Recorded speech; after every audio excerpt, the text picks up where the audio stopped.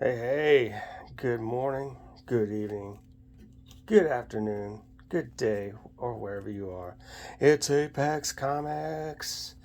Yes, this is a subject of actual where to buy 50 cent comics. I have a stack of 50 cent comics I bought from Hastings Records in Lubbock, Texas. Yes, Hastings Records. You can actually find other 50 cent books, or more than likely you would. Can't promise a lot of places offer 50 cent comics, but here's some examples. Record stores, for example, possibly game stores, if they have 50 cent comics they want to get rid of in a long box or short box, wherever. There's hobby stores. There's a place called Second and Church, which are some places in the United States carry the cheaper books. Some of them have 50 cent price tags on them. There's The Great Escape, for instance. I used to work there back in Tennessee. They have 5 locations, I believe. Nashville, Bowling Green, Kentucky, Murfreesboro, Tennessee, Madison. Uh, I can't think of the other place, but anyway, um, flea markets. They may carry cheaper comics. They may have some 50 cent comics. They may have dollar comics. Garage sales, you can find some for cheap. Occasional local comic shops may have a box to get rid of with 50 cent books. There's a good amount of places. You're just gonna have to play um, detective, do some detective work where to find them. Unfortunately, I did today. It's crazy. I like some really good ones. I'm looking for mainly independent titles. That's basically your best bet to find 50 cent. There's a lot of indies from the 80s, 90s, 2000s, and on that haven't quite you know got uh, they're sold, or once they're sold, they're traded and sold again. So there you have it. No, a lot of books for 50 cents. They're not exactly bad books. They just weren't sold very much, but or they ended up in the pile, the 50 cent pile. They may have too many of one book, but here they are. Oh yeah, here we go. This is an Iron Maiden special. It's put out by Eclipse Comics. Good little ad here. This is actually, I haven't actually read any of these yet. I just got them today, but the art's pretty fantastic. Oh yeah, Larry Elmore did the artwork. Chuck Dixon wrote it. That's pretty cool. Good Chuck Dixon book. Pretty nice. It's a cool character there. Is that was it Black Angel? Right? And you got Valkyrie, Black Angel, and Lolopina. I never heard of. I've heard of Black Angel, but Lolopina's a Latino, I believe. And there's no such thing as Latinx. Latinos hate that word. I get it. I don't like it either. Latino's the best. It's a good word. It's a good name. There you go. Hispanic, that sort of thing. Hey. California Girls. Oh, that's pretty cool. Alright, let's get to the Black Terror. Beautiful Alex Ross cover. 50 cents. Unbelievable. Yeah. So, it's an old World War II character. It's public domain. And put out by Dynamite. Very nice. There's some nice artwork. Sure. A decent story as well. Crazy Man from Continuity Comics, Neil Adams Company. Crazy Man #2. I think Pete Stone did the writing. Somebody named Shane. I don't know who that is. And of course Neil Adams. Somebody must have inked Neil Adams or something. I'm sure he comes up with. That's a cool little ad here. Continuity Comics. Continuity. They've been around, I don't know, like 10 plus years or more. I'm not sure. I remember Skate Man. I have a copy of that. Neil Adams Skate Man. But yeah. And this is Deathmatch. I have number 1 and 3 and 5. I had to pick up 2 for 50 cents. This early Carlos Magno work. He drew Invaders for Marvel. Carlos Magno is good. And of course you got Paul Jenkins. He's written for, it was Hulk and other titles. I think he wrote one of the Century miniseries back in 2008.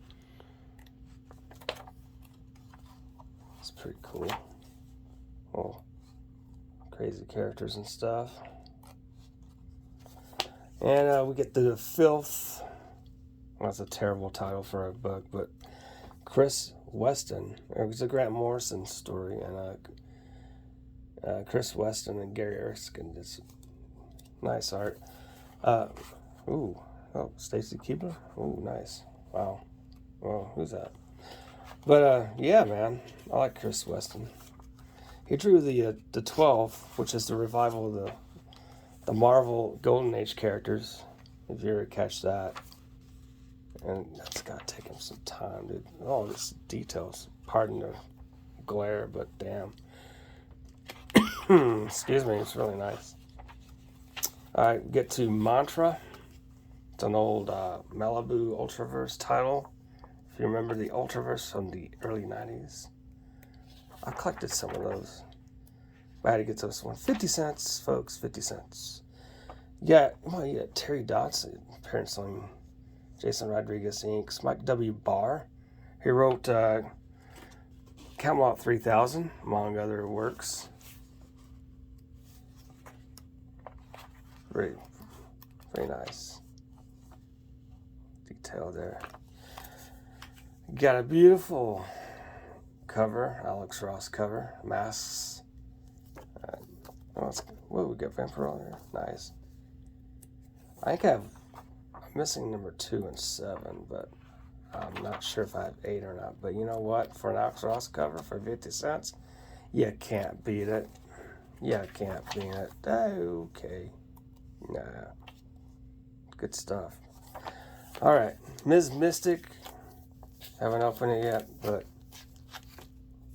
we'll see if I will. Mystery Man. I think this seems like a Golden Age kind of story. I never heard of it. It's an early, it's Patrick Zurcher. He's drawn quite a bit, many years. David List, never heard of him. Dave Sharp, I have. John Dell, and some inks. He's inked Ultimate Spider-Man, I remember. I remember Alphas. That's a TV show. Oh, this is crazy. Got intriguing there. Sabra, Don McGregor, Paul Gulacy. I may have the first issue. I finally got the second one. But yeah, man, it's from, I think it was from 1982. Wow. How about that? Ooh. Pages are kind of nice there. Always like the work of Paul Gulacy. I met him. I guess you guys know I've met him. Seattle. Very nice guy. His friend Bruce Crislip invited me to join, check out Cartoonist Northwest. And he knew Paul Gulacy. I mentioned Bruce Crislip to Paul Gulacy. I was like, yeah, man, we go way back. Stories about him, and I think he lived in Cincinnati or Cleveland. I can't remember where he's from Ohio, but he used to draw, of course, Master of Kung Fu, and how he drew the Bruce Lee pictures. He had a film projector onto a large screen, and he actually traced the copies and movements for Bruce Lee from tracing paper. That's how he's able to get the exact movements down for Master of Kung Fu. I thought it was awesome. So he had some great work here. Ooh, Scorpio Rose. Marshall Rogers. Wow. It's really, really unique. Always love his work. Then we get Saxon Violence, an underrated book back in the mid-90s. George Perez. Can't turn down a George Perez book. Come on, man. But I think, you got Peter David writing it. George Perez, John Scuzzi, John Workman, Kevin Summers, Marie Javins, Carl Potts. Yeah. So Marvel did, I think, Heavy Hitters. It was like one of those Marvel indie type sub companies for creator rights, which is good. That usually doesn't last long in Marvel. They did put out, like, I think it was what was the first one? Well, one of them was Heavy Hitters. That was from the 90s. They had Icon, Heavy Hitters. It may have been, oh God, I can't remember. It wasn't Eclipse, was it? No, that's the ones that produced Alien Legion. Oh God, I can't remember. Epic. Yeah, it was Epic. But no, they don't have any of those. It's another one. Oh man, I get a trading card. Wow. Got a free trading card here. It's probably not even worth anything, but what the hell? It's really cool. Yep. Basically the same. Well, not the same, but different ones. We got Stealth Force. There's some early work of Patrick Olive, who drew Nomad back in the 90s. This is some of his early work, 87? Yeah, he's gotten, of course, obviously a lot better, but when you start out, it's not bad. Not decent. When you start out drawing comics, it's not going to look that great. There's a lot of stuff to actually work on, but it's not too terribly bad. I mean, it works for indies. Some of it's, drawing a hurried pace, Another Stealth Force.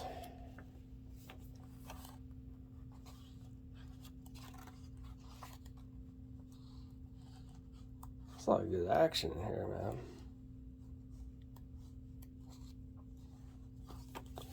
You got Tracker. I've never heard of this one. I may have picked up a copy way back when. Maybe I didn't, but I've not read this, but it seems like a kind of a decent story. A guy who I think tracks vampires. I'm not sure. I'll have to read it. Looks very intriguing. Cool. Tracker number 2, right? Continues on. This is a Triple Helix. That looks pretty. I need to get the first issue. This is number 2. Little Max. Nice. This reminds me of the Beast costume from the Neil Adams X-Men. Goes back to that. So he's got a gorilla character. Look at that. Oh, it's a giant eyeball. I love John Byrne stuff. Looks great. Yep, Triple Helix, folks. Xenozoic Tales. This is a treasure right here, man. It's hard. These are hard to find. It's kind of a decent condition too. It's like maybe between Fiji and fine, perhaps. Looks good, man. Got Mark Schultz writing and drawing it. Man, definitely damn good, talented artist and writer. Kind of like some dinosaurs. Yep. But Xenozoic Tales. From the Xenozoic era, I think. Really cool. Yeah. Anyway, These are the 50-cent comics. I will enjoy every one of them if I find the time to read. Yes, A through X when you think about it. So please like and subscribe. Ring bell for notifications. Check comments below, man. Yeah, ladies and gentlemen. So anyway, have a beautiful, wonderful, blessed Sunday. This is my Comic Sunday. Well, where to buy cool 50-cent books and other cheap books. I'll try to keep you guys informed. All right. You have a beautiful, blessed day. Ciao for now.